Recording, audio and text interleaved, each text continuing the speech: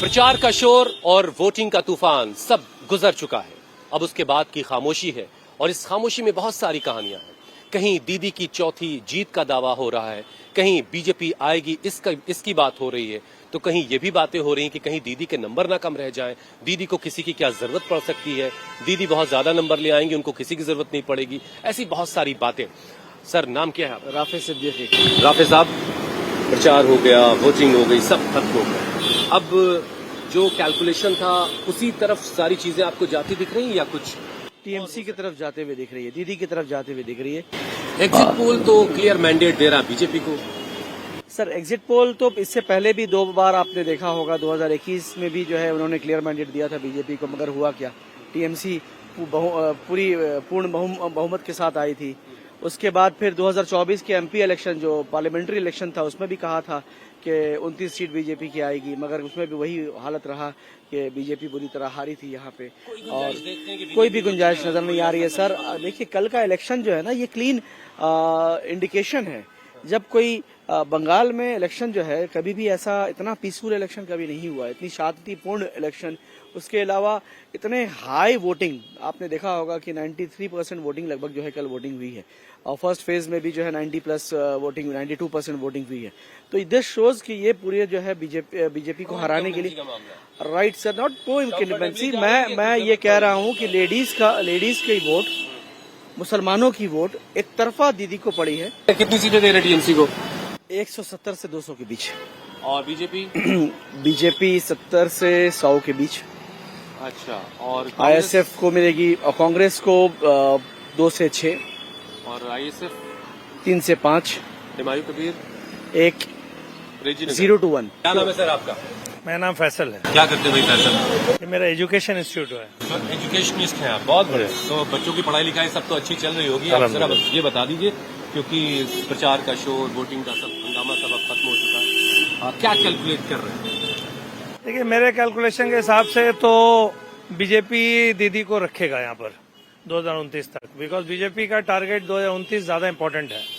तो मेरे कैलकुलेशन के हिसाब से दीदी ही आएगी। बीजेपी दीदी को रखेगा मतलब? जी, दीदी और मोदी जी मिले हुए हैं। बीजेपी ने वोट करवाया दीदी के लिए? बिल्कुल, बहुत सारे ऐसे कैंडिडेट हैं जिन्होंने बीजेपी ने टीएमसी के लिए वोट कराया और टीएमसी ने बीजेपी के लिए वोट कराया। मैं ऐसे कॉन्स्टिट्यूंसी का नाम बता सकता हूँ आपको। तमलुक के कॉन्स्टिट्यूंसी में बीजेपी ने तृणमूल के लिए वोट कराया है। और पांचकुड़ा पश्चिम, ये भी खेल होते हैं जो आपको जाहिरी तौर पर सियासत में दुश्मन नजर आते हैं, वो दरअसल दोस्त भी हो सकते हैं। नहीं, एक्चुअली क्या इम्पोर्टेंट ये है कि देखिए, इम्पोर्टेंट है कि हमारा देश खतरे में है। आज अगर हम लोग देखें तो हम लोग का नेशनल, अगर दिल्ली की बात करें, वो ज्यादा इम्पोर्टेंट है। यहाँ पर कहीं ना कहीं मुझे लगता है बीजेपी और टीएमसी में साठगांठ है।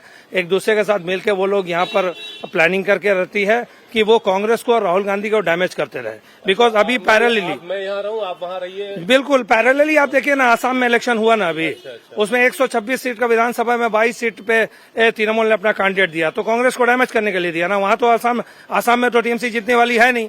यहाँ पर ओवैसी साहब 9 सीट पे इलेक्शन लड़ रहे हैं तो सब बोल रहा है बी टीम है, बी टीम है।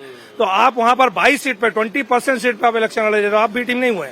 और इस तरीके से अगर देखा जाए, आप इंडिया ब्लॉक का हिस्सा होते हुए आप यहाँ पर अलग अलग क्यों लड़ रही है, ये मुझे समझाइए। पढ़ाते हैं भाई, आप मैथ वाले हैं क्या? नहीं, मेरा आईटी एजुकेशन से है। क्या नाम है नौजवान आदमी तुम्हारा? अयान फैसल। अयान, क्या करते हो भाई? मैं स्टूडेंट हूँ, लॉ कर रहा हूँ सेंट जेवियर्स यूनिवर्सिटी से। कानून की पढ़ाई कर रहे हो, बहुत बढ़िया, शानदार। तो भाई तुमने वोट दिया है क्या? हाँ जी। वोटर हो गए हो फर्स्ट टाइम? यस। अरे वाह। अब बताओ, तुम्हारी निगाह क्या देख रही है और तुम्हारे एज ग्रुप के जो लड़के हैं वो क्या बातें कर रहे हैं? बहुत क्लोज कॉल होगा, but TMC will edge over BJP. Yes. TMC कोई दिक्कत नहीं होगी। किसी बैसाखी की जरूरत पड़ेगी क्या दीदी को? कुछ नहीं, सपोर्ट नहीं चाहिए होगा। क्लोज कॉल होगा, as I said, very unpredictable elections in last 1 decade and BJP obviously हर टाइम ही कंफर्टेबल रहते हैं। वो लोग हर टाइम बोलते हैं कि हम लोग जीत जाएंगे, सरकार बना लेंगे, बट बंगाल में चलता नहीं है ना। पहले चला था, 21 में भी नहीं चला, 24 में भी उन लोगों के बड़े बड़े हाकते हैं। बट तो सर आपका? मेरा नाम एमडी सितारे हुआ। सितारे? जी जी। अरे किसके सितारे जो है गर्दिश में है, जरा बताइए। फिलहाल गर्दिश में तो किसी का नहीं है, अरे लेकिन सरकार जो नहीं बनाएगा उसका गर्दिश। फिलहाल वो 4 तारीख के बाद पता चलेगा। अभी आप क्या कैलकुलेट? अभी फिलहाल अगर चोरी न हो तो मैक्सिमम 205 से 220 तक जो है टीएमसी, मेरा उम्मीद है तो टीएमसी लाएगी। 205 से 220 सीटें दे रहे हैं आप? जी जी, ये मेरा है। कोलकाता के मुसलमान कह रहे हैं दीदी को लेकर कोई सवाल ही नहीं। ज्यादातर वोटिंग से दीदी के वोट बढ़े हैं। हिंदू और मुसलमान सब दीदी के साथ खड़े हैं। इस दावे को हमने मैट्रिक्स के नॉर्थ बंगाल के सैंपल की कसौटी पर कसने की कोशिश की। आखिर मैट्रिक्स का एग्जिट पोल और मुसलमानों के एग्जिट पोल में फर्क क्यों है? नॉर्थ बंगाल की 54 सीटों का सैंपल लिया गया, जिसमें कूच बिहार, मालदा, उत्तर दक्षिण दिनाजपुर, जलपाईगुड़ी, कलिम्पोंग, दार्जिलिंग जिले शामिल हैं। इन 54 सीटों में 25 से 70% मुस्लिम आबादी वाली 25 सीटें हैं। 2021 में टीएमसी 23 और बीजेपी ने 30 सीट जीती थी। 2026 में टीएमसी को 5 से 8 सीटों का नुकसान दिखाई दे रहा है। बीजेपी अपनी सीट बरकरार रखते हुए 3 और सीटों की बढ़त बना सकती है। अन्य के खाते में 5 से 8 सीटें जा सकती हैं। अन्य यानी कांग्रेस और लेफ्ट सीधे टीएमसी को नुकसान पहुंचा सकते हैं। इस रीजन में बीजेपी के वोटर एकजुट हैं। टीएमसी के वोट बैंक में कांग्रेस और लेफ्ट ने सेंधमारी की है। तो क्या कई जगहों पर मुसलमानों के वोट भी बटे हैं? इसका जवाब हमें कोलकाता में ही मंजर अहसन से मिल गया। मंजर अहसन लेफ्ट के काउंसलर रहे हैं।